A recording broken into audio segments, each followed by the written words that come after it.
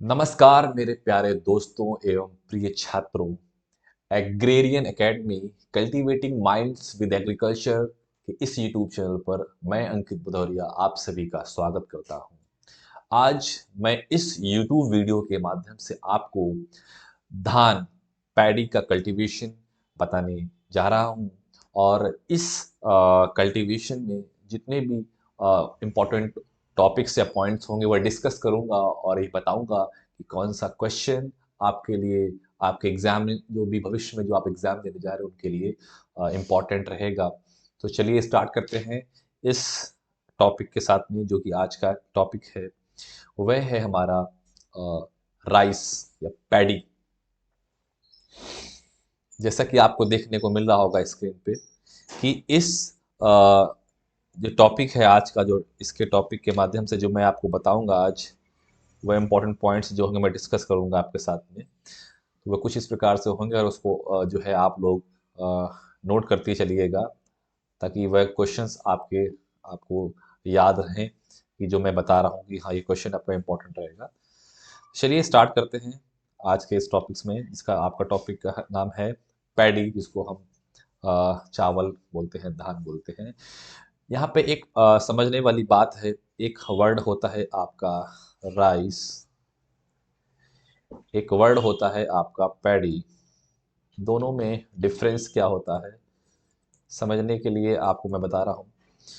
जो पैडी होता है यह आपका अनहस्क्ड, मतलब उसमें जो हस्क होता है, छिलका होता है, उसको नहीं निकाला हुआ होता है और उसकी जो प्रोसेसिंग नहीं की गई होती है। बाकी जो राइस होता है, राइस जो हार्वेस्टिंग के बाद, प्रोसेसिंग के बाद, उसके हस्क को रिमूव करने के बाद जो आपको प्राप्त होता है खाने योग्य जो भाग होता है उसको हम उसको चावल बोलते हैं।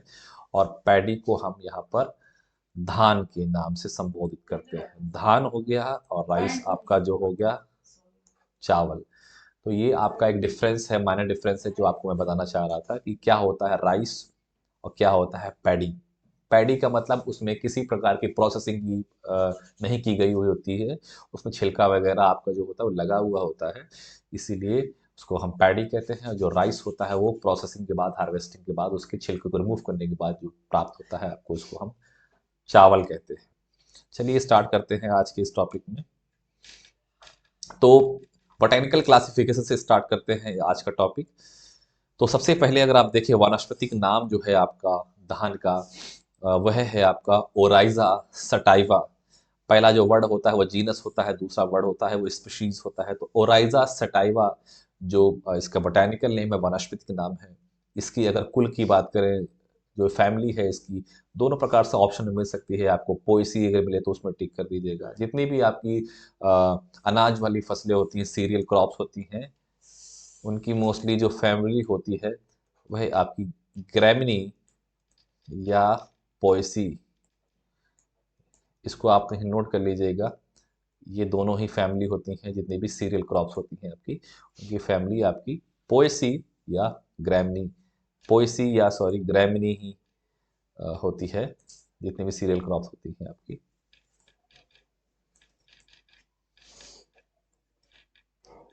ग्रैमिनी या पोएसी। तो जो धान की फैमिली है वह आपकी ग्रैमिनी है और इसमें जो गुणसूत्र की संख्या है, गुणसूत्र की संख्या ये पूछी जाती है विभिन्न एग्जामिनेशंस में, विभिन्न प्रश्न में ये देखा गया है कि धान में जो उपयुक्त गुणसूत्र होते हैं उनकी संख्या पूछी जाती है। वह संख्या आपकी कितनी है इसमें, वह संख्या इसमें जो है 24 है। 24 गुणसूत्र पाए जाते हैं धान में।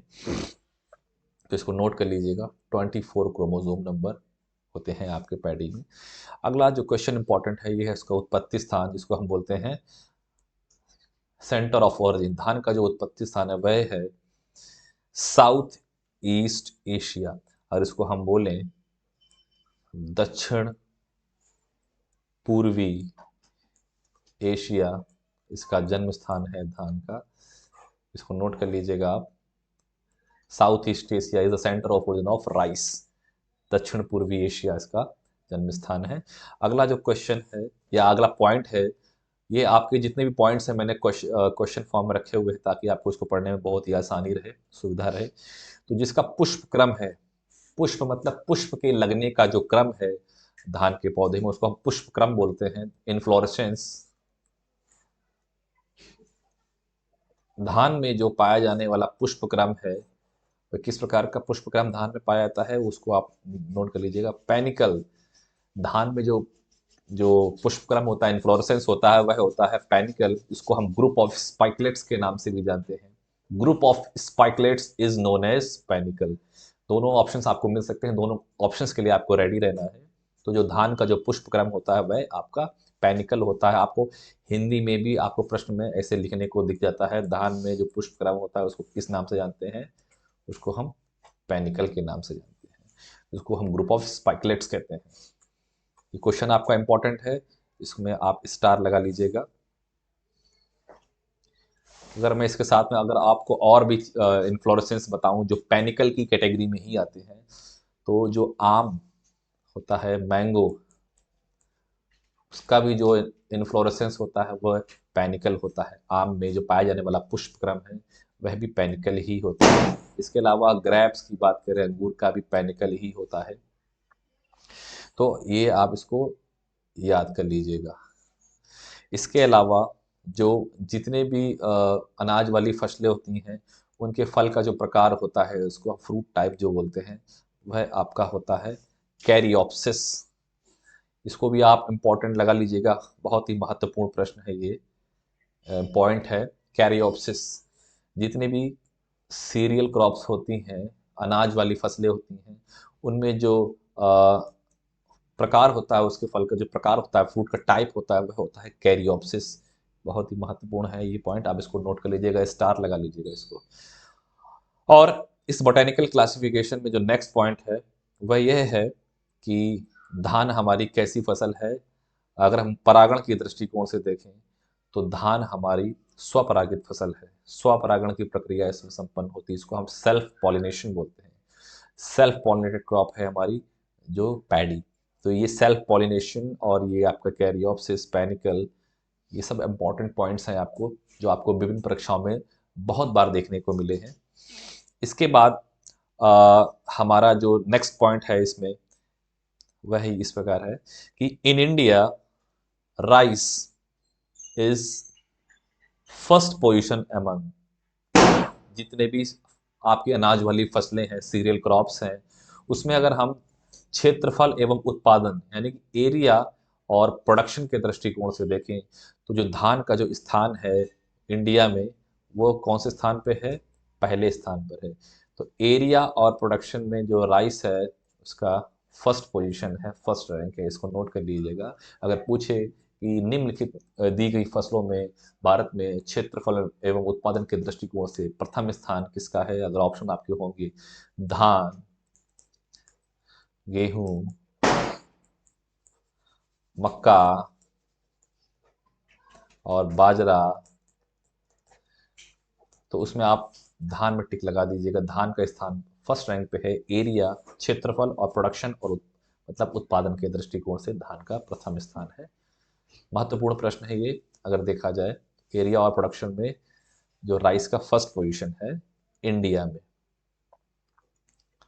उसके बाद अगला देखते हैं पॉइंट क्या कह रहा है। अगला पॉइंट ये है कि जो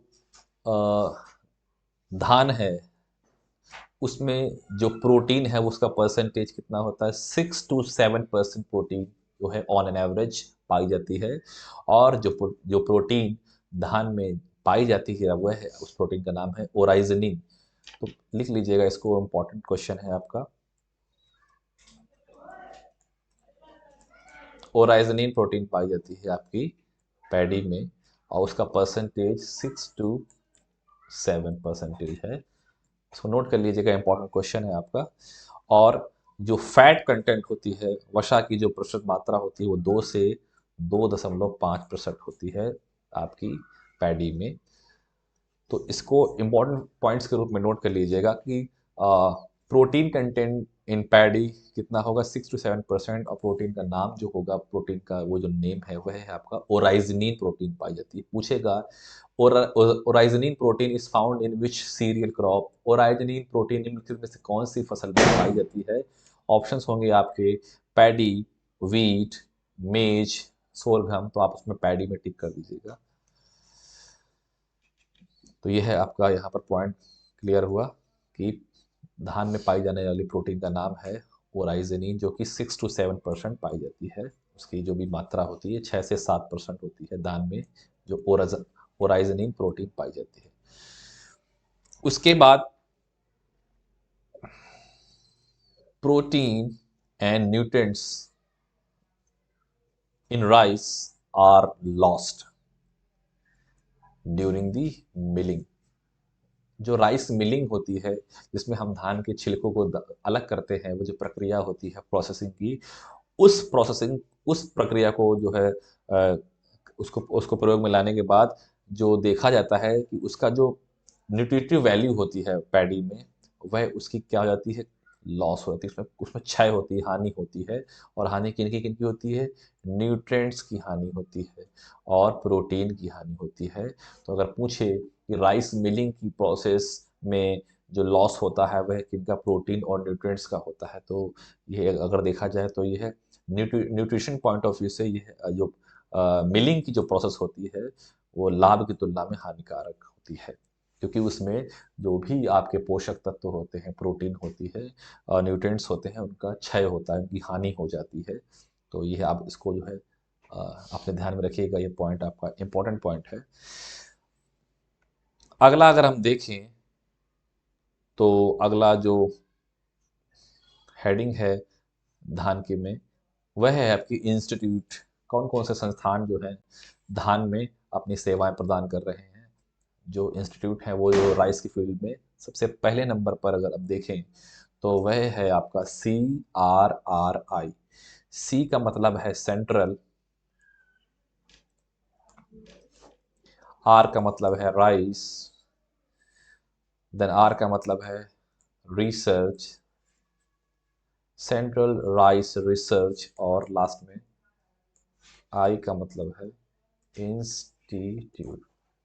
सेंट्रल राइस रिसर्च इंस्टीट्यूट पूछा है अगर आपका कि सेंट्रल राइस रिसर्च इंस्टीट्यूट कहाँ पे है भारत में, आपके कटक में है। उड़ीसा के कटक में स्थित है आपका जो सेंट्रल राइस रिसर्च इंस्टीट्यूट। तो वह है आपका कटक उड़ीसा में, और इसकी स्थापना बहुत बार पूछी जा चुकी है विभिन्न परीक्षाओं में, इम्पोर्टेंट क्वेश्चन है। वह आपकी 1946 में जो है इसको इस्टेब्लिश किया गया था। Central rice Research institute Cuttack Orissa में स्थित है आपका। दूसरा जो आपका महत्वपूर्ण प्रश्न है या इम्पोर्टेंट पॉइंट है वह है IRRI। मतलब यहाँ पर सेंट्रल लेवल पर इंस्टीट्यूट था, अब इंटरनेशनल इंस्टीट्यूट है IRRI। आई का मतलब इंटरनेशनल, आर का मतलब राइस, देन आर का मतलब रिसर्च, देन आई का मतलब institute. International Rice Research institute, यह आपका 1960 में इसको इस्टेब्लिश किया गया था, और यह फिलीपींस के लॉस बेनॉस में स्थित है। फिलीपींस के लॉस बेनॉस में। पहले ये आपका मनीला में स्थित था इंटरनेशनल राइस रिसर्च इंस्टीट्यूट, उसको शिफ्ट किया गया है लॉस बेनॉस में ड्यू टू टेररिस्ट अटैक, आतंकवादी गतिविधियों और उसके जो जो भी दुष्प्रभाव है उसकी वजह से उसका जो हेडक्वार्टर है वह आपके मनीला से लॉस बेनॉस में उसको शिफ्ट कर दिया गया है। यह है आपका इम्पोर्टेंट पॉइंट है। तो अगर मनीला अगर आपको ऑप्शन में दिख जाए तो उसको मत टिक करिएगा, लॉस बेनॉस को टिक करिएगा, मनीला को टिक नहीं करिएगा। दोनों के दोनों आपके फिलीपींस में स्थित है। तो International Rice Research Institute Los Banos Philippines में स्थित है, जो कि 1960 में उसकी स्थापना की गई थी। और सेंट्रल राइस रिसर्च इंस्टीट्यूट वह आपका 1946 में कटक उड़ीसा में स्टैब्लिश किया गया था। तीसरे नंबर पे जो लास्ट आपका जो है वह है all India coordinated rice improvement project.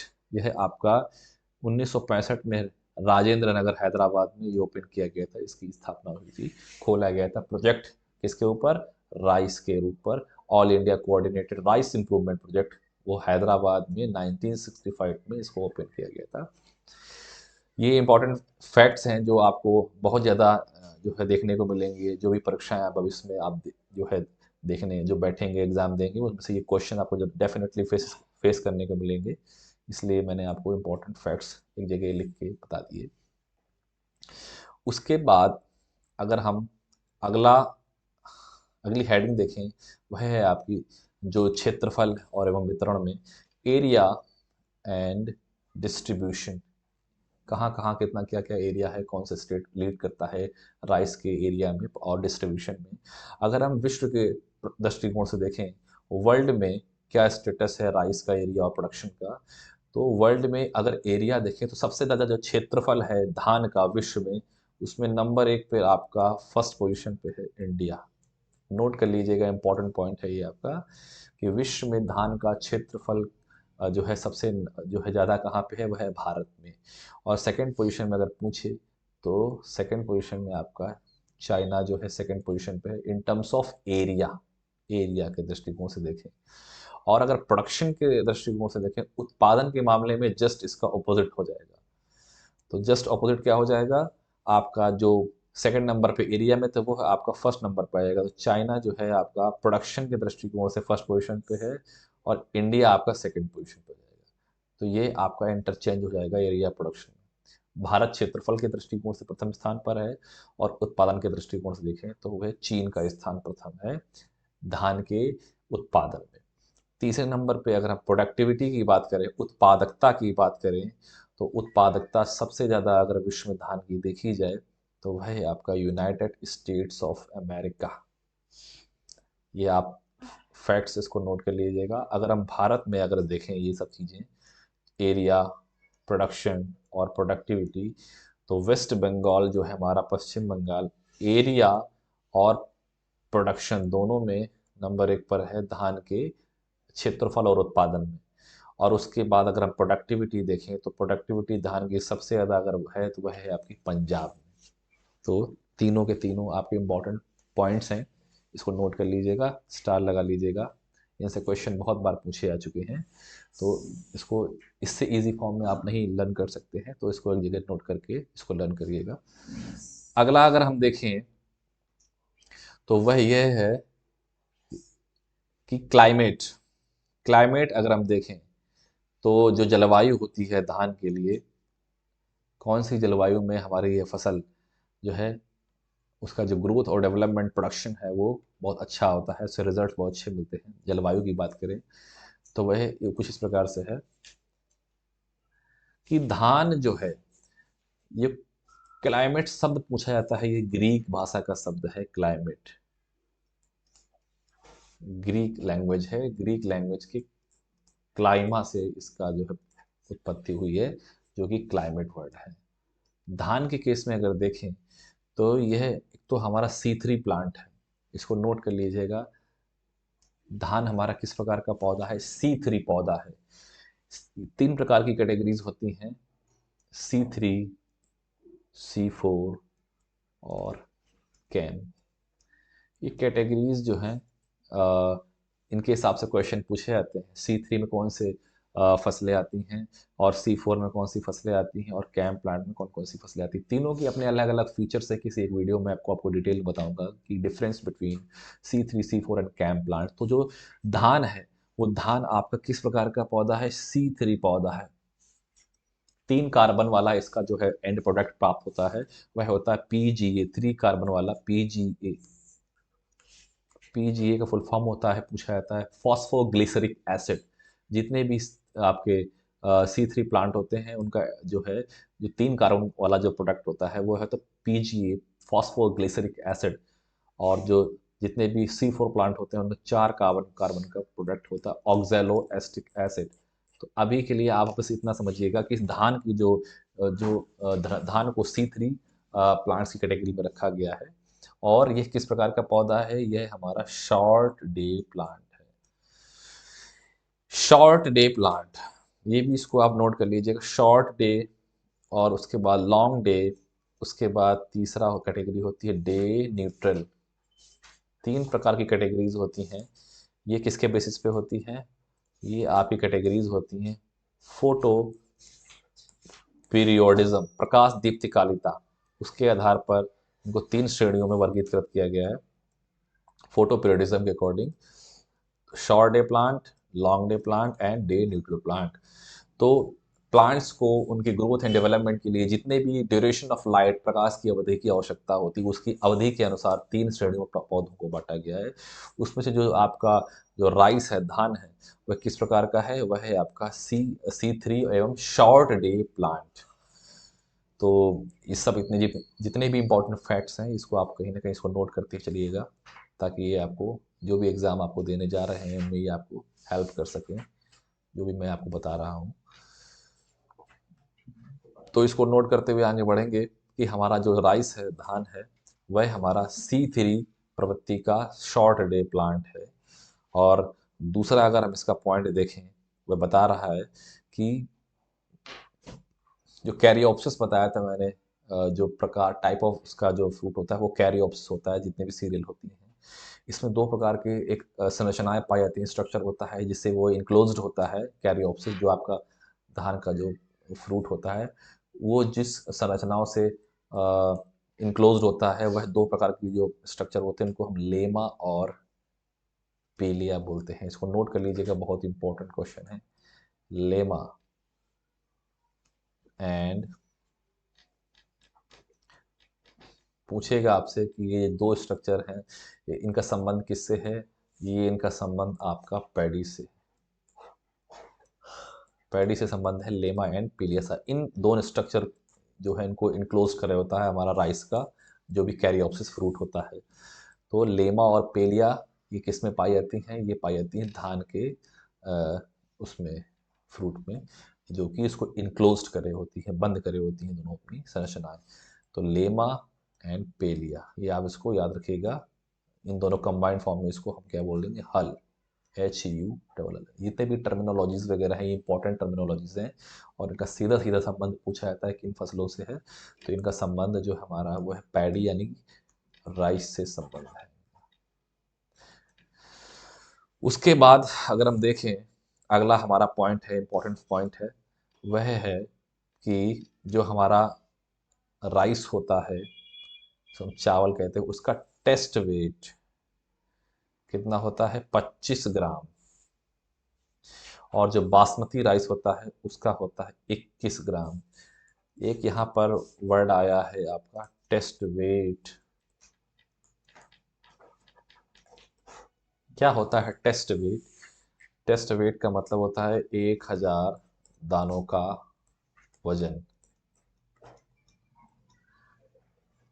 1000 किसी भी फसल के अगर हम 1000 दानों की उनको वजन करें, तो उन वजन करने की जो टर्मिनोलॉजी यूज की जाती है उसको बोलते हैं टेस्ट वेट। तो अगर हम राइस के 1000 दानों का अगर वजन करें, जिसको हम टेस्ट वेट कहते हैं, तो वह हमारा निकलेगा 25 ग्राम। तो पूछेगा test weight of rice grain is कितना होगा?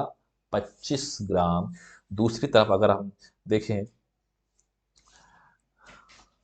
कि बासमती राइस, ये दोनों के दोनों बहुत ज़्यादा महत्वपूर्ण पॉइंट हैं। बासमती राइस का टेस्ट अगर पूछा जाता है तो वह होता है आपका 21 ग्राम। 21 ग्राम होता है weight of 1000 grains of basmati rice. सुगंधित राइस होती है जिसको हम बासमती राइस बोलते हैं, तो उनके दानों का वजन होता है 21 ग्राम। दोनों इंपॉर्टेंट फैक्ट्स हैं।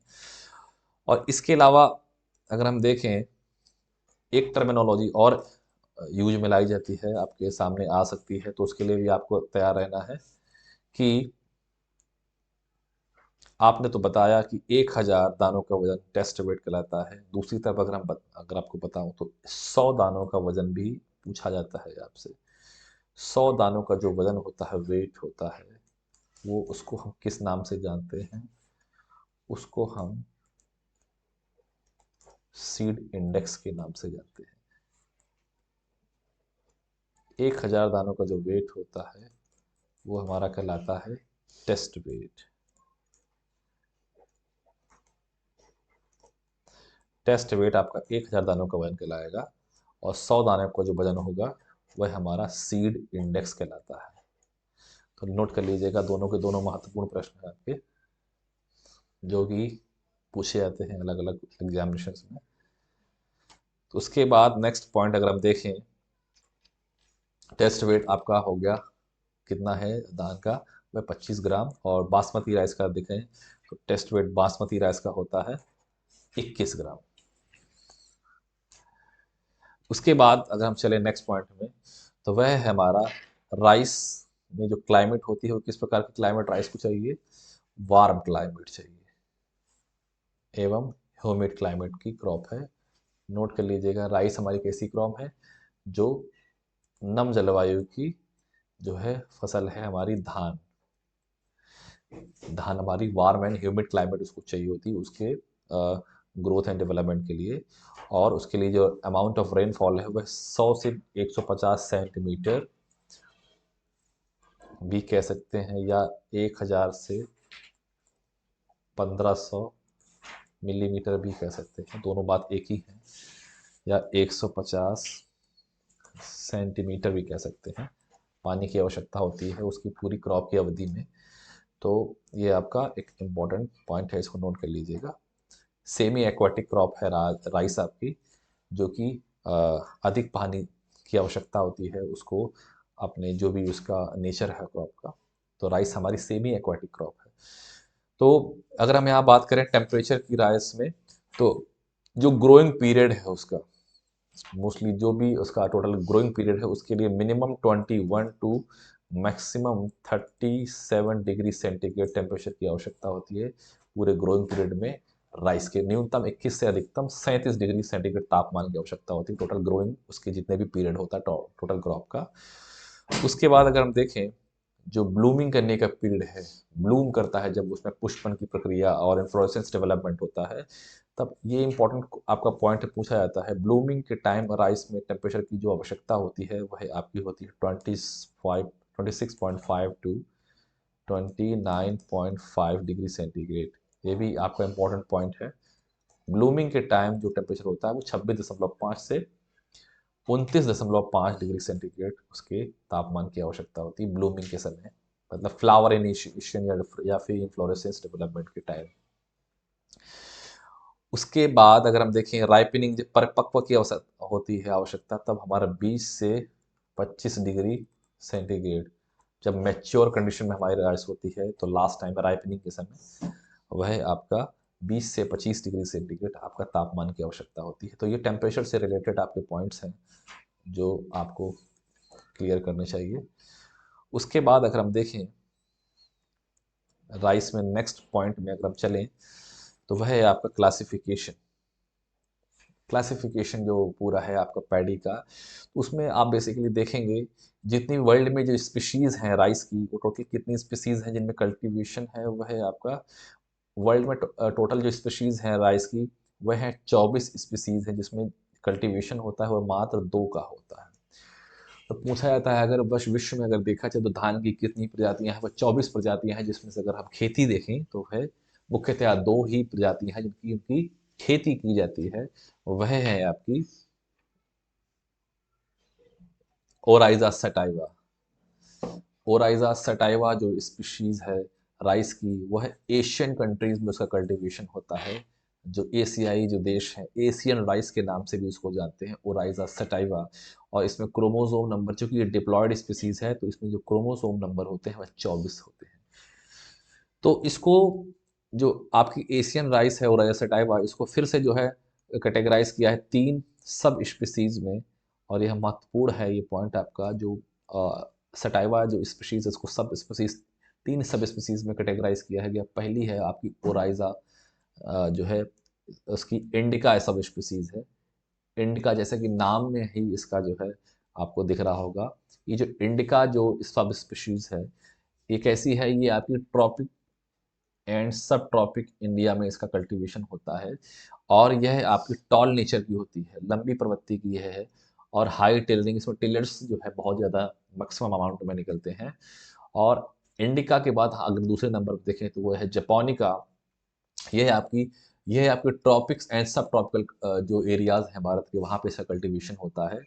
और जो जापानिका है यह आपकी टेम्परेट और सब ट्रॉपिकल रीजन्स कहाँ के, जापान के। ये नोट कर लीजिएगा, जो राइस की जो सब स्पीसीज है जो जापान में जिसका कल्टीवेशन होता है वह कौन सी है, वो है आपकी जपोनिका। और जो इंडिका है वो इंडिया के ट्रॉपिकल एंड सब ट्रॉपिकल एरियाज में से कल्टीवेशन होता है। तीसरे नंबर पे आती है जो कि आपकी इंडोनेशिया में से कल्टीवेशन होता है, वह है आपकी है जवानिका। जवानिका आपका मोस्टली इसका कल्टीवेशन होता है इंडोनेशिया में। तीसरी सब स्पीशीज है, और ये इसको हम ब्लू राइस के नाम से भी जानते हैं। तो पूछा जाएगा कि blue rice is a common name of कौन सी सब स्पीसीज का, वह है आपका जवानिका, जो कि इंडोनेशिया में कल्टीवेशन होता है उसका। तो ये आपकी तीन जो है सब स्पीसीज हैं राइस की, जिसको कैटेगराइज किया गया कौन सी, ओराइजा सटाइवा स्पीसीज को, जो कि एशियन राइस होती है।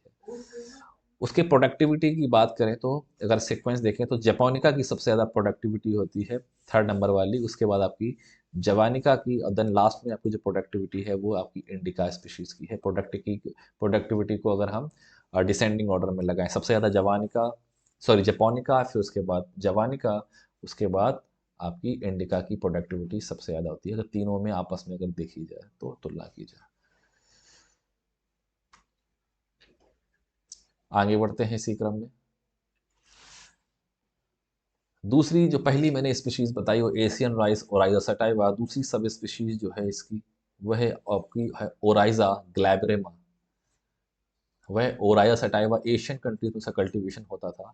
जो ग्लैब्रेमा है उसका कल्टीवेशन अफ्रीकन कंट्रीज में होता है, और ये सिर्फ और सिर्फ वेस्ट अफ्रीका में ही इसका कल्टीवेशन होता है। पूरी वर्ल्ड, अगर वर्ल्ड की बात करें तो पूरी दुनिया में पश्चिमी अफ्रीका में ही इसका जो है उत्पादन लिया जाता है, ओराइजा ग्लैब्रेमा जो दूसरी स्पीशीज़ है आपकी।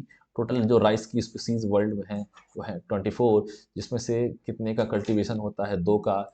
एक आपकी होगी एशियन राइस, जिसको हम ओराइजा सटाइवा बोलते हैं, और दूसरी वाली है ग्लैब्रेमा, जिसको हम अफ्रीकन राइस के नाम से जानते हैं। तो दूसरे वाले की यहाँ पे बात चल रही थी। तो जो ग्लैब्रेमा स्पीशीज़ है वह आपकी वेस्ट अफ्रीका में उसका कल्टीवेशन होता है, और यह प्रोन टू लॉजिंग, जो फसल होती है वह गिर जाती है, उस जो है फिनोमेना, उस प्रोसेस को, उस प्रक्रिया को बोलते हैं लॉजिंग, LODGING। तो क्रॉप लॉजिंग का मतलब होता है आपका फसलों का गिरना। इसमें समस्या पाई जाती है क्रॉप लॉजिंग की। और एक वर्ड होता है लॉगिंग, वह होती है जलभराव की स्थिति, जिसमें हमारा पानी आवश्यकता से अधिक किसी एक निश्चित स्थान पर एकत्रित हो जाता है, उसको लॉगिंग कहते हैं। और लॉजिंग यहाँ पर संदर्भ इसका है फसल के गिरने से। तो क्रॉप लॉजिंग की जो प्रोसेस है, जो प्रॉब्लम है, वह हमारी इस ग्लैब्रेमा स्पीशीज में देखने को मिलती है। और इसकी एक वन एंड ओनली वेराइटी है जिसको हम CG14 के नाम से जानते हैं। CG14 is only variety of Oryza glaberrima. तो ये आपके इंपॉर्टेंट पॉइंट्स थे इसके, जो कि मैंने आपसे डिस्कस किए हैं। उसके आगे बढ़ते हैं। ग्रोथ की अगर बात करें धान में, जो पौधा होता है, उसका पेड़ होता है, प्लांट होता है जो आपका पैडी का, उसका ग्रोथ का बिहेवियर क्या होता है। 4 मेन फेजेस होती हैं जो टोटल इसकी ग्रोथ को काउंट जो है चेक करते हैं। एक फर्स्ट फेज होती है वो है आपकी वेजिटेटिव फेज, जो कि सोइंग के बाद या ट्रांसप्लांटिंग पर 50 से 60 दिनों तक चलती है। इसको तीन जो है, इनको जो है डिफरेंट सब फेज में डिवाइड किया गया है। एक होता है सीडलिंग फेज, एक ट्रांसप्लांटिंग फेज, एक टिलरिंग फेज, एक वेजिटेटिव लैक फेज। ये डिफरेंट स्टेजेस में इसको जो है डिवाइड किया गया है, जो कि हमारी वेजिटेटिव फेज होती है। हमारी जो मेन 4 फेजेस हैं उसमें से जो एक है वेजिटेटिव फेज, उसको फिर से जो है वर्गीकृत किया गया, क्लासिफाई किया गया। सीडिंग फेज, सीडलिंग व टिलरिंग फेज, उसके बाद सीडलिंग टिल ट्रांसप्लांटिंग फेज, और लास्ट में वेजिटेटिव लैक फेज। इनके आपके डिफरेंट डेज हैं, दिनों की अवधि के आधार पर इनको वर्गीकृत किया गया है। अब इसको डिस्कस कर सकते हैं, पढ़ लीजिए। सीडलिंग फेज में it it last until the seedling start routing and first 4 to 6 leaf develop. 4 से 6 पत्तियां अगर देखने को मिल जाती हैं तो वह अवस्था आपकी जो आपकी सीडलिंग फेज कहलाती है। उसके बाद अगर दूसरी देखें transplanting phase, it is reduced in direct seeded rice, DSR। DSR का फुल फॉर्म अगर पूछें तो होता है डायरेक्ट सीडेड राइस, जिसमें हम सीधे फील्ड में जाके ब्रॉडकास्टिंग विधि से उसको सोइंग करते हैं, डायरेक्ट फॉर्म में सीधे बुआई करते हैं। तो वह आपकी ये फेज होगी। तीसरे नंबर पर टिलरिंग फेज, किले जब होते हैं, वह आपकी 35 से 40 दिन ट्रांसप्लांट डेज आफ्टर ट्रांसप्लांटिंग, वह आपकी लगभग 1 से 1.5 महीने की अवधि होती है। जब हमारा टिलरिंग फेज होगा उसके बाद वेजिटेटिव लैक फेज, ये a period between maximum tillering and panicle initiation, इसके बीच की जो फेज होती है वेजिटेटिव लैक फेज कहलाती है। तो इसकी अवधि टोटल जो होती है वह लगभग 10 से 20 दिनों की होती है, इसके जस्ट बाद आपकी टिलरिंग फेज के बाद।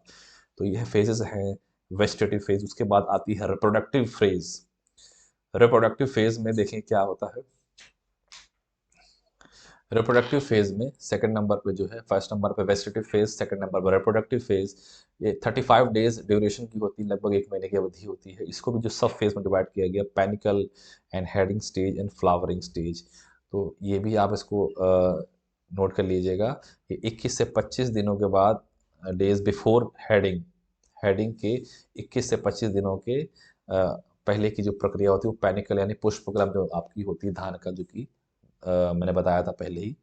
उसके बाद हेडिंग स्टेज, फिर फ्लावरिंग स्टेज। फ्लावरिंग स्टेज भी आपकी 20 से 25 दिनों की होती है, जो पॉलिनेशन एंड फर्टिलाइजेशन प्रोसेस को कंडक्ट करती है। उसके बाद अगर आप देखें थर्ड नंबर पे, वह है आपकी राइपनिंग पेज। वह है राइपनिंग, जब उसमें राइपनिंग की प्रोसेस स्टार्ट होती है। ये 25 टू 35 डेज टोटल ड्यूरेशन होता है लगभग इसका, 1 महीने का। और इसको दो भागों में डिवाइड किया गया, मिल्क स्टेज एंड डफ स्टेज। जब उसमें दूध बनने की प्रक्रिया, दूध की बनने की प्रक्रिया प्रारंभ होती है, 7 से 12 दिनों की अवधि की होती है। एंथेसिस के बाद पूछा जाता है एंथेसिस क्या होता है, तो एंथेसिस जो होता है वह है, उसको बोलते हैं एंथेसिस को फर्स्ट ओपनिंग जो होती है किसी भी फ्लावर की, वह आपकी वह कहलाती है हमारी एंथेसिस। तो ये इसको नोट कर लीजिएगा, जो फर्स्ट है, प्रथम बार अगर किसी भी पुष्प की जो ओपन होता है, खुलता है, उसको हम एंथेसिस के नाम से जानते हैं। उसके बाद डफ स्टेज, जिसमें हमारा जो परिपक्व होता है, वो जो धान का जो बीज होता है, दाना होता है, ये भी आपके 2 से 3 वीक्स की ड्यूरेशन की होती है, जो कि मिल्किंग स्टेज के बाद होती है। उसके बाद चौथे नंबर पे और लास्ट नंबर पे मैच्योरिटी स्टेज, परिपक्वन की जो अवस्था होती है। जो ग्रेन होता है, दाना, वह टर्न करता है, हार्ड हो जाता है, फ्री फ्रॉम ग्रीन स्टेन। जो हमारा जो धान का जो बीज होता है वह हमारा कड़ापन, उस पर में कड़ेपन में परिवर्तित होने लगता है, टाइट हो जाता है, हार्ड हो जाता है उसका स्ट्रक्चर। तो वह लास्ट स्टेज में होता है, मैच्योरिटी स्टेज में। 4 स्टेजेस थी आपकी, वेजिटेटिव फेज, रिप्रोडक्टिव फेज, और उसके बाद हमारी थर्ड नंबर पे जो फेज थी वह राइपनिंग, और चौथे नंबर पे मैच्योरिटी फेज। 4 फेजेस में पूरी कंप्लीट हमारी क्रॉप रेडी हो जाती है, फसल तैयार हो जाती है। उसके बाद अगर हम नेक्स्ट नंबर पे देखें, नेक्स्ट पॉइंट है हमारा सॉइल, मृदा। किस प्रकार की मृदा की आवश्यकता होती है हमारे धान में। पर क्ले सॉइल बहुत इंपॉर्टेंट क्वेश्चन है। क्ले और क्ले लोमी सॉइल हमारी राइस के कल्टीवेशन के लिए इंपॉर्टेंट है। और ये कैसी क्रॉप है, राइस सेमी एक्वाटिक क्रॉप है। राइस हमारी सेमी एक्वाटिक क्रॉप है। मैंने पहले ही इसको बताया रहा था पॉइंट में, जो राइस है हमारी वह semi aquatic crop. Semi aquatic मतलब, एक्वाटिक मतलब जो जिनके लिए जल की बहुत आवश्यकता होती है, जलीय फसलें होती हैं, पानी को अपनी पूरी क्रॉप के दौरान चाहिए होता है, वह एक्वाटिक होती हैं। और उसमें थोड़ा सा अगर देखा जाए तो सेमी एक्वाटिक क्रॉप है हमारी जो राइस है, पैडी सेमी एक्वाटिक क्रॉप है। क्ले और क्ले लोम जो सॉइल होती है इसके लिए बहुत ही कारगर होती है, जिसमें ये बड़ा अच्छा प्रोडक्शन देती है। और एक और बेहद इंपॉर्टेंट पॉइंट है आपका, वह यह है कि पीएच जो होता है राइस के लिए बेस्ट, वो 4 to 6 पीएच होगा। तो हमारी जो राइस होगी उसके लिए किस प्रकार की सॉइल की आवश्यकता होती है, एसिडिक सॉइल की आवश्यकता होती है, जिसका पीएच मान 4 से 6 के बीच में होता है। इसको भी नोट कर लीजिएगा, इंपॉर्टेंट पॉइंट है आपका। तीनों के तीनों पॉइंट आपके जो है बेहद इंपॉर्टेंट है। क्ले लोम या क्ले सॉइल राइस के लिए चाहिए। और paddy is semi aquatic plant and pH 4 to 6 इसका रेंज होता है। उसके बाद अगर हम सोइंग टाइम की बात करें, वह हमारा बुआई का जो समय होता है उसको भी अलग अलग कैटेगरीज में कैटेगराइज किया गया, autumn rice, winter rice and spring rice. इनसे बहुत बार प्रश्न पूछे जा चुके हैं। जो ऑटम राइस होती है इसको हम ऑस बोलते हैं, इसको हम खरीफ राइस के नाम से भी जाना, तीनों के तीनों नाम बहुत ही ज़्यादा इंपॉर्टेंट है, नोट कर लीजिए इसको। ऑटम या ऑस या खरीफ राइस, इसका जो लोकल नेम है बिहार में, वेस्ट बंगाल में, इसको ऑस के नाम से जानते हैं। और बंगाली वर्ड में इसको ऑसू या इसका मतलब होता है अर्ली राइस। तो इसका जो मई जून समय है वो सोइंग टाइम है, इसको नोट कर लीजिएगा, बहुत ज़्यादा इंपॉर्टेंट आपका पॉइंट है ये राइस के कल्टीवेशन में। जो कैटेगरीज हैं सोइंग टाइम है जो राइस में, उसमें जो ऑस या अर्ली राइस होती है, जिसको हम खरीफ राइस के नाम से भी जानते हैं, उसका सोइंग टाइम मई जून होता है और हार्वेस्टिंग सितंबर अक्टूबर में उसकी कंडक्ट की जाती है। सेकंड नंबर पे जो विंटर राइस है, इसको हम रबी राइस बोलते हैं या अगहनी राइस बोलते हैं। इसका लोकल नाम अगर देखा जाए तो अमन है। अमन अरेबिक वर्ड में इसको बोलते हैं स्टेबिलिटी। इसकी जून जुलाई में इसकी सोइंग की जाती है और दिसंबर नवंबर दिसंबर में इसकी हार्वेस्टिंग की जाती है। तो डेट ऑफ सोइंग और डेट ऑफ हार्वेस्टिंग बहुत ज़्यादा इंपॉर्टेंट है, अगर इनकी कैटेगरीज को अगर ढंग से पढ़े, ढंग से इसको याद करने। तो जो हमारी राइस की जो कैटेगरीज है उसमें डेट ऑफ सोइंग और डेट ऑफ हार्वेस्टिंग दोनों ही बहुत ज़्यादा इंपॉर्टेंट हैं। तो तीनों को आप जो है इसको नोट कर लीजिएगा। ऑटम राइस इसकी जो मई जून, और विंटर राइस इसकी जून जुलाई, हार्वेस्टिंग आपकी नवंबर दिसंबर सितंबर अक्टूबर, और लास्ट में स्प्रिंग या समर राइस, इसका जो है दलुआ के नाम से लोकली बोलते हैं उड़ीसा, और बोरो के नाम से बोलते हैं इसको हम वेस्ट बंगाल। बोरो का नाम बहुत ज़्यादा पूछा जाता है। इसकी जो सोइंग है, तीनों में सबसे ज़्यादा इंपॉर्टेंट अगर बताऊँ तो दिसंबर के महीने जनवरी के महीने में सोइंग की जाती है बोरो धान की, और मार्च अप्रैल में इसकी हार्वेस्टिंग की जाती है। इसको डलुआ के नाम से भी जानते हैं, समर राइस के नाम से जानते हैं। तो बहुत ज़्यादा इंपॉर्टेंट क्वेश्चन है ये आपका, अभी तक जो मैं बता रहा हूँ वेरी इंपॉर्टेंट, नोट कर लीजिएगा इसको। उसके आगे अगर हम बढ़ें तो ये हमारा जो सोइंग टाइम है राइस में, इनसे जो प्रश्न पूछे जाते हैं वो कुछ इसी प्रकार के थे जो मैंने आपको इसमें से डिस्कस किए। आगे अगर हम देखें तो जो भारत की अगर दृष्टिकोण से बात करें, इंडिया में किस प्रकार के जो राइस की जो है ग्रो किया जाता है, वह खरीफ राइस को ग्रो किया जाता है भारत में, जो कि आपका था ऑटम राइस, जिसको हम ऑस के नाम से जानते हैं, इसकी हम इसमें सोइंग करते हैं मई जून में। और ईस्टर्न रीजन में टू टाइप्स के होते हैं, north east and south rice grown in all the three seasons under irrigated rice in 58.7% total area. ये फैक्ट्स हैं, ये इंपॉर्टेंट फैक्ट्स हैं, इसको नोट कर लीजिएगा राइस के केस में। आगे अगर हम देखें तो वह ये है कि जो कल्टीवेशन के जो मेथड्स हैं जो राइस में, वह हैं दो प्रकार के। एक होता है, टोटल दो मेथड्स हैं राइस कल्टीवेशन के। एक मेथड है ड्राई मेथड, एक मेथड है आपका वेट मेथड। तो कैसे कैसे इसमें डिफरेंसेस होते हैं आगे इसको देखते हैं। ड्राई कल्टीवेशन या ड्राई सीडिंग की बात करें तो ये ड्राई कल्टीवेशन या ड्राई सीडिंग की बात करें तो in upland crop depends on rainfall, वर्षा पर आधारित होती है। इस प्रकार की अगर हम देखें जो धान की जो खेती होती है रेनफॉल पे डिपेंड करती है, जो भी हमारी क्रॉप होती है। Sowing is done May June in the area of south west monsoon and September in north west monsoon. उसके हिसाब से हम मई और जून के महीने में इसकी सोइंग करते हैं, अगर हम साउथ वेस्ट मानसून के हिसाब से, और नॉर्थ ईस्ट मानसून के हिसाब से सितंबर में। इसको हम देख लेते हैं इस अपने हिसाब से। जो ये कह रहा है कि जो सोइंग होती है वह अगर साउथ वेस्ट मानसून के हिसाब से की है तो मई जून में, अगर नॉर्थ ईस्ट मानसून के हिसाब से तो वह सितंबर में।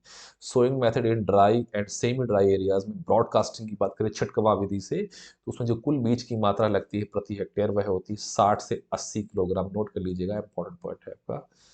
ब्रॉडकास्टिंग मेथड से जो सोइंग की जाती है उसमें 60 से 80 किलोग्राम बीज की आवश्यकता होती है। दूसरे नंबर पर अगर अगर हम ड्रिलिंग करते हैं तो 30 से 35 किलोग्राम सीड की आवश्यकता होती है। और तीसरे नंबर पर डिबलर से भी इसकी सोइंग कर सकते हैं। ये तीनों के तीनों महत्वपूर्ण पॉइंट हैं। चौथे नंबर पे अगर हम देखें, एक प्रैक्टिस है जो राइस में अडॉप्ट की जाती है, वह है उसको बोलते हैं बिशनिंग। इंपॉर्टेंट है, पूछा जाता है beushening operation is done in which crop, तो आप उसको बिना देखे टिक कर दीजिएगा। जो बिसनिंग की जो प्रक्रिया है वो किस में अपनाई जाती है, वह आपकी पैडी यानी कि धान में अपनाई जाती है। अब होता क्या है एक्चुअली समझते हैं। It involves cross ploughing the young crop 4 to 6 weeks after sowing. जो भी हमारी फसल 4 से 6 माह की उसकी अवधि होती है, 1 से 1.5 महीने की होती है, उसमें करते क्या है हम, विद लाइट कंट्री प्लाऊ की सहायता से 5 से 10 सेंटीमीटर स्टैंडिंग वाटर में हम उसको प्लॉइंग करते हैं कंट्री प्लाऊ से।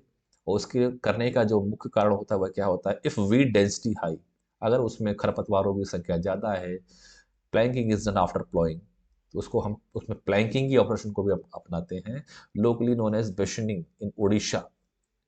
After weeding gap filling is done, हमने अपनी जो हमारी जो फसल है जो 4 से 6 महीने की 4 से 6 सप्ताह की तैयार है, यंग क्रॉप है, उसमें हम वीड्स को रिमूव करने के लिए प्लैंकिंग भी कर देते हैं, जिसमें 5 से 10 सेंटीमीटर पानी की भरा होता है स्टैंडिंग वाटर में, और उसमें हम जहाँ जहाँ वीड रिमूव होते हैं, जहाँ जहाँ वो स्थान खाली हो जाता है, उस स्थान के हम उसको स्थान को भर देते हैं, उसको हम गैप फिलिंग कहते हैं। और gap filling after weeding gap filling is done, तो वीडिंग यानी खरपतवार को निकलने के बाद वीडिंग भी कर देते हैं, गैप फिलिंग कर देते हैं, वहाँ पर पौधों को रोपित कर देते हैं। और यह जो which is done after 7 to 8 days after beushening, जो कि बुशनिंग की प्रक्रिया के 7 से 10 दिनों के बाद यह प्रक्रिया अपनाई जाती है, गैप फिलिंग वाली। और यह जो आपकी जो टोटल जो प्रैक्टिस है, जो कि आपकी बुशनिंग के नाम से जानी जाती है, यह किसमें मुख्यतः अपनाई जाती है, ये डायरेक्ट सीडेड राइस में मोस्टली यह प्रैक्टिस अडॉप्ट की जाती है, जिसको हम बुशनिंग कहते हैं। और ओडिशा, मध्य प्रदेश, बिहार, वेस्ट बंगाल, आधा आसाम और उत्तर प्रदेश में ये प्रक्रिया अपनाई जाती है। तो समझने की बात यह है कि धान के खेत में, हाँ, जो कि हमारी जो फसल होती है यंग होती है, जो 4 से 6 सप्ताह की जो जो मोस्टली होती है, उसमें हम 5 से 10 सेंटीमीटर स्टैंडिंग वाटर में कंट्री प्लाव की सहायता से वीड्स को रिमूव कर देते हैं, और जिन जिन स्थानों पर हमारे खरपतवार निकलते रिमूव होते हैं, वहाँ पर हम उसके बाद में गैप फिलिंग कर देते हैं। यह प्रैक्टिस हमारी जो सीधी बुआई की जाती है बीज के माध्यम से धान में, डायरेक्ट सीडेड राइस में अडॉप्ट की जाती है। और यह उड़ीसा, मध्य प्रदेश, बिहार, वेस्ट बंगाल, असम एवं उत्तर प्रदेश में यह मुख्यतः अपनाई जाती है, इसको हम बिशनिंग के नाम से जाते हैं। तो बिशनिंग जो प्रैक्टिस है वह आपकी डायरेक्ट सीडेड राइस में अडॉप्ट की जाती है। तो इसके बाद दूसरा वाला जो है वो है आपका वेट कल्टीवेशन या ट्रांसप्लांटिंग मेथड्स के थ्रू जो राइस का कल्टीवेशन होता है।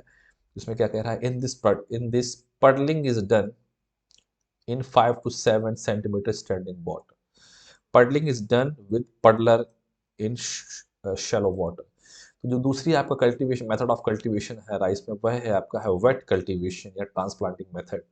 तो यह क्या होता है, इसमें हम क्या करते हैं, धान जो हमारा जो फील्ड होती है उसमें हम जल भरा पानी भर देते हैं, उसमें 5 से 7 सेंटीमीटर का जो जल भरा हो जाता है, उसमें हम उसके बाद पडलिंग की जो प्रोसेस है वो अडॉप्ट करते हैं। पडलिंग की जो प्रोसेस जिस मशीनरी से या जिस इंस्ट्रूमेंट से यूज की जाती है वो पडलर कहलाता है।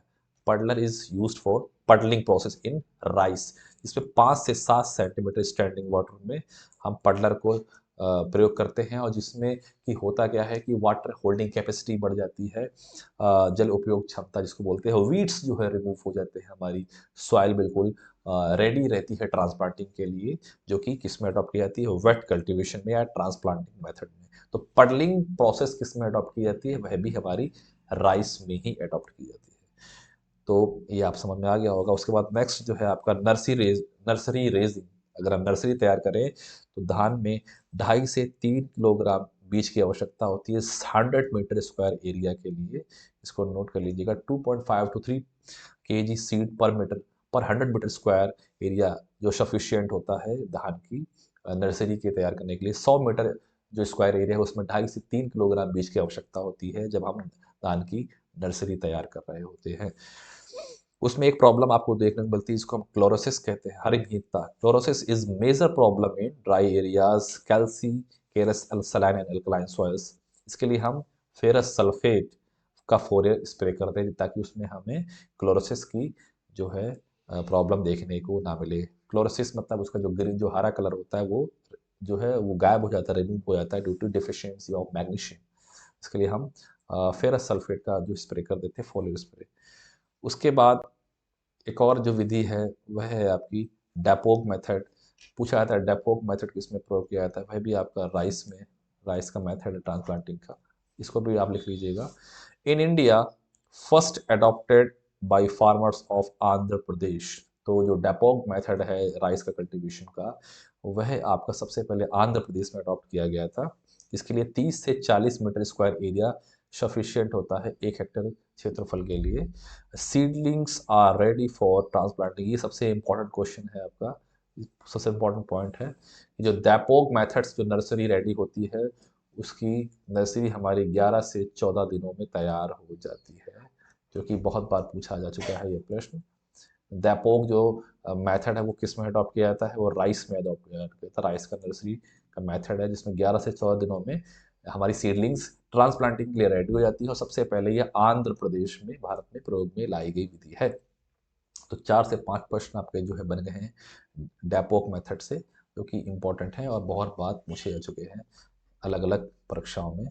अलग अलग राज्यों की ये डैपोक मेथड का प्रयोग हम राइस में प्रयोग करते हैं। उसके बाद अगर हम देखें, अगला हमारा जो पॉइंट है वह है हमारा ट्रांसप्लांटिंग जो करते हैं राइस में खरीफ एवं रबी।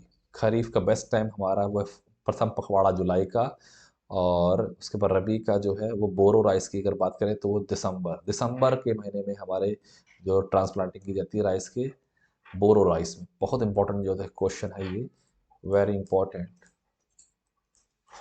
कि जो ट्रांसप्लांटिंग होती है बोरो राइस की वो किस महीने में की जाती है, वह हमारी दिसंबर के महीने में की जाती है। तो boro rice is transplanted in which month, दिसंबर।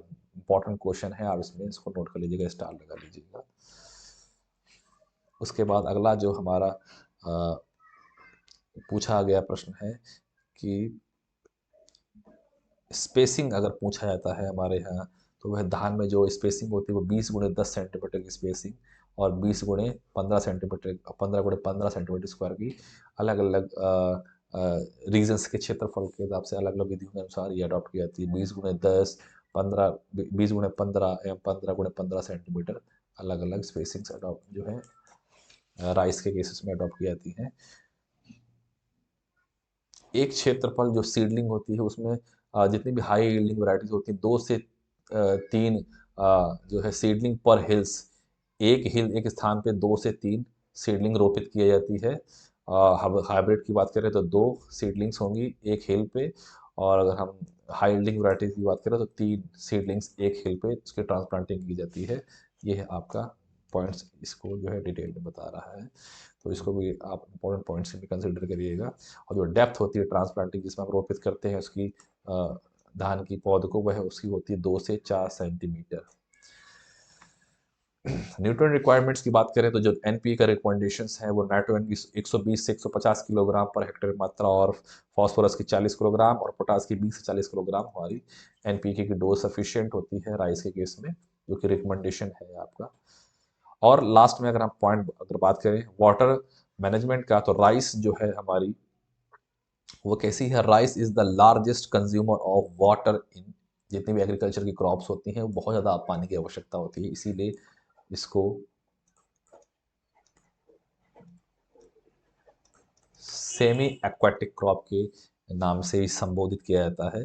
और कहते हैं कि लगभग 1 किलोग्राम राइस को प्रोड्यूस करने के लिए जो जल की आवश्यकता समथिंग पड़ती है वह हमारी 3000 से 5000 लीटर जल की आवश्यकता होती है 1 किलोग्राम जो है राइस के प्रोड्यूस करने में। तो आप समझ सकते हैं कि ज़रूरत से ज़्यादा ही इसमें पानी की आवश्यकता होती है, इसको सेमी एक्वाटिक क्रॉप इसीलिए कहा जाता है। तो अभी आज के लिए मैं आपको वाटर रिक्वायरमेंट तक इसको जो है मैंने डिस्कस किया है।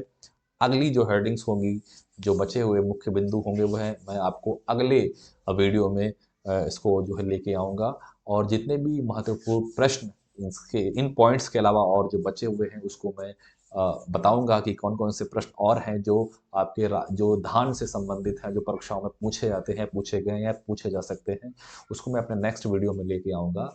आपने मुझको बहुत ही धैर्यपूर्वक सुना, इसके लिए मैं आपका जो है बहुत बहुत धन्यवाद आपका करता हूँ, और यह उम्मीद करता हूँ कि आप इस चैनल को अधिक से अधिक लाइक करेंगे, सब्सक्राइब करेंगे और शेयर करेंगे, ताकि मैं नेक्स्ट वीडियो को जो लेके आऊँ, तो उसकी जो स्टूडेंट तक अप्रोच है, वीडियोज़ जो है पहुँचेंगे, तो हमें फीडबैक मिलेगा कि कैसे-कैसे मैं आपको जो है बता पा रहा हूँ, कौन-कौन से पॉइंट्स को डिस्कस कर पा रहा हूँ।